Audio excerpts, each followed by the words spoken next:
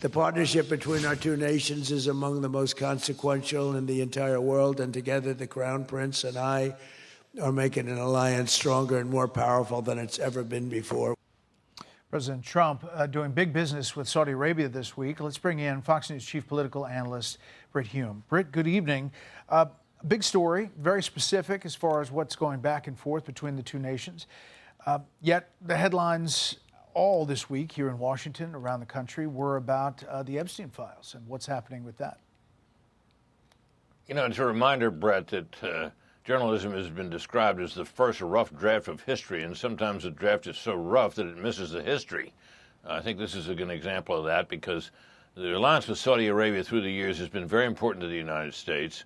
There have been strains in it, to be sure, from time to time, and there still are to some extent. But it is pretty clear to me that not only are the possible deals that the president outlined and the trillion-dollar investment that his Saudi visitor discussed are important, but perhaps more important, I think, is what the president is up to here. And he would like very much to get Saudi Arabia to join in the Abraham Accords, which would mean that they are finally having normal relations with Israel.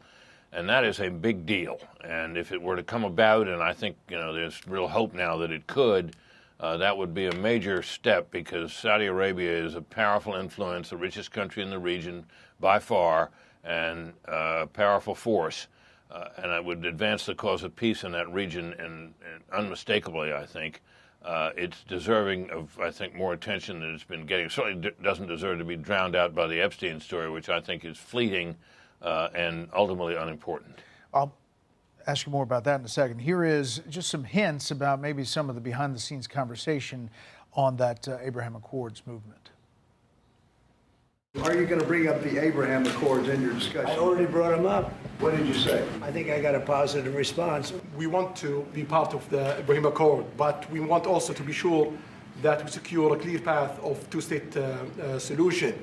And today we have a healthy discussion with Mr. President that we're going to work on that to be sure that we can prepare the right situation as soon as possible to have that. And we said the other day that this movement at the United Nations actually sets the blueprint, the table for maybe moving forward if Gaza settles down.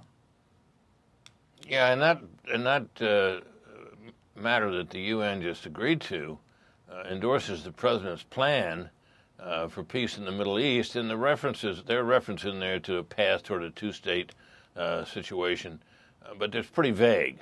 And I'm not at all convinced that Crown Prince Salman will insist that there be some ironclad guarantee of a two-state situation and the granting of a state to the Palestinians.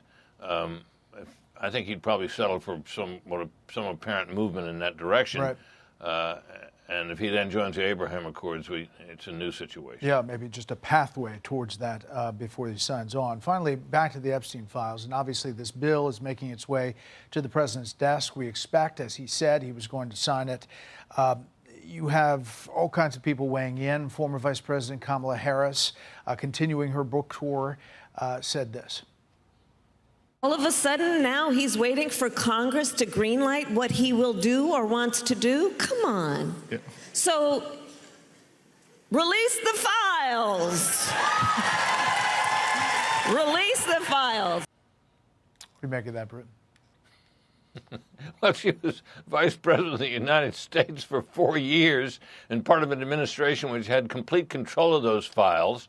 And we never heard a peep that I can remember from her or from the president, Joe Biden, about doing that. It's only now that the president is in power and Democrats are once again struggling to find something, anything that they can possibly get to try to stop the momentum of this president who has so bedeviled them and who they've made such fools of themselves trying to bring down for all these years. Here we are. Here we go again. Perfect example here. We'll continue to follow all sides. Brit, as always, thank you.